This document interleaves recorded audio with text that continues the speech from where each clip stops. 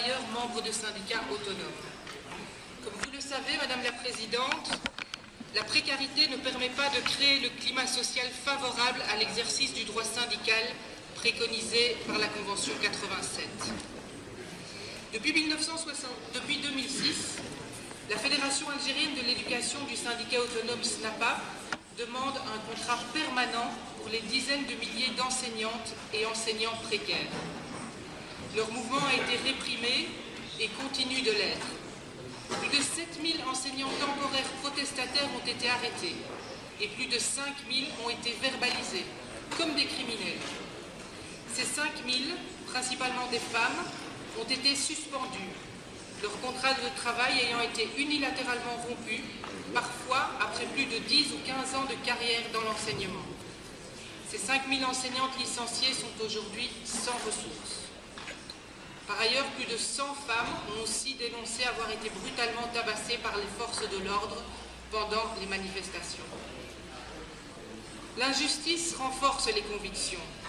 Et en juin 2007, les enseignants temporaires ont fait une grève de la faim de 42 jours.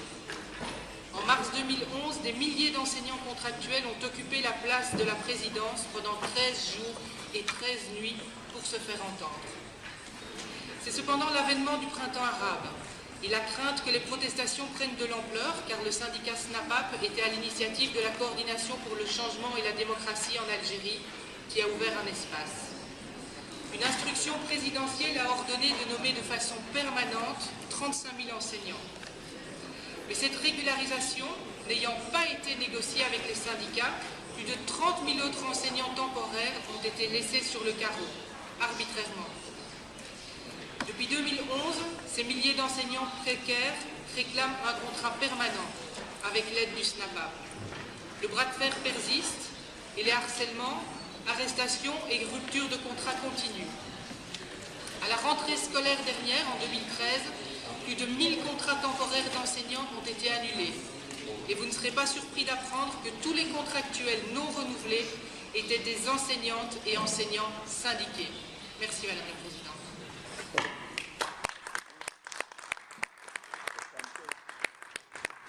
C'est bien dit. C'est bien dit.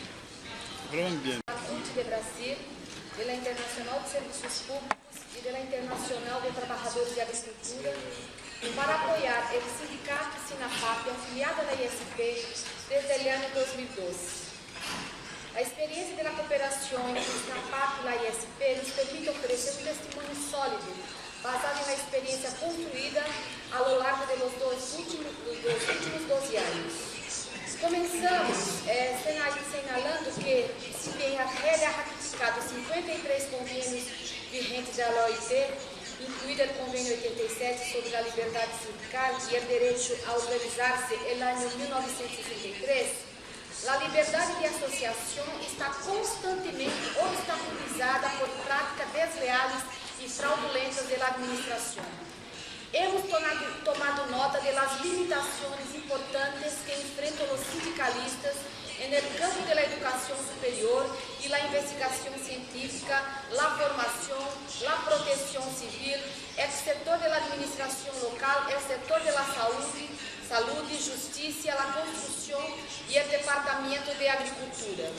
As violações da liberdade sindical mais comuns em Argélia são proibição da atividade sindical, criação de sindicatos amarillos, negação de permisso para que os trabalhadores e trabalhadoras se reúnam em Assembleia Geral, suspensão e despido de los membros e dirigentes sindicais, especialmente de los membros femininos, las mulheres no setor da saúde, proibição da autonomia de los membros do SINAPAP, incluso se têm mandatos nacionais, falta de resposta às consultas e pedidos hechos às estruturas governamentais locais. Entre todas estas violações à liberdade sindical, queremos ressaltar que, de acordo com a lei que rige o exercício dos direitos sindicais em Argélia, para ser considerados representativos, os sindicatos devem associar por lo menos o 20% do número total de empregados da empresa. Esta cláusula restritiva lhes permite a empresários e à administração um amplo margem de discreción para evitar el reconocimiento de los sindicatos y negar su derecho a la negociación colectiva. La intimidación de los y las sindicalistas, entre otros medios, son utilizados por las autoridades argelinas para amedrontar y condicionar la acción sindical. En efecto, la mayoría de los sindicalistas son víctimas de amenazas, suspensiones y destituciones arbitrarias. Asimismo, el hostigamiento judicial, la violencia policial y las restricciones a la libertad del movimiento no se detienen mientras los recursos legales y las apelaciones a la justicia, en la mayoría de los casos, no se hacen efectivos o quedan sin efectos. Permítame chamar a sua atenção também sobre a gravidade da situação social das mulheres sindicalistas submetidas à reserva de precaução desde o 10 de abril de 2012 a la fecha por el Ministério da Justiça, por haber organizado e participado na huelga general de 10 al 18 de abril de 2012, donde el 80% de los trabajadores del sector de la justicia se reunieron fuera de la tutela pidiendo un estatuto especial. Senhora Presidenta, queremos recordar que em junho e julho de 2013, durante a Conferência Internacional de Trabalho, se ha tenido várias conversações informadas pelo Ministério do Trabalho e outras instituições para resolver o caso de um trabalhador, Rashid Malouk, que foi informado de sua possível incorporação, já que foi arrestado de seu trabalho. Desafortunadamente, hasta a fecha, nenhuma ação concreta foi tomada e seu caso sigue sem resposta por el governo argelino. Os recursos apresentados por la SNAPAP a la jurisdicción demuestran claramente que a administração não queria considerar as respostas de Rashid, já está terminando, senhora, solo se pretendia a cancelação pura e simples del sindicalista. Campanhas de difamação são hechas diretamente todo o tempo para deslegitimar o movimento sindical argelino e autônomo. Queremos pedir aqui, por fim, exprimir nossa solidariedade a todos esses companheiros e companheiras e também recordar que os trabalhadores de Guatemala e Turquia estão aqui pedindo justiça. E os invito todos e todas, amanhã à tarde, a partir das 6:30 da tarde, na Praça de la Nación, a la Ruta de la Vergüenza, onde iremos exprimir nossa solidariedade. Muitas graças.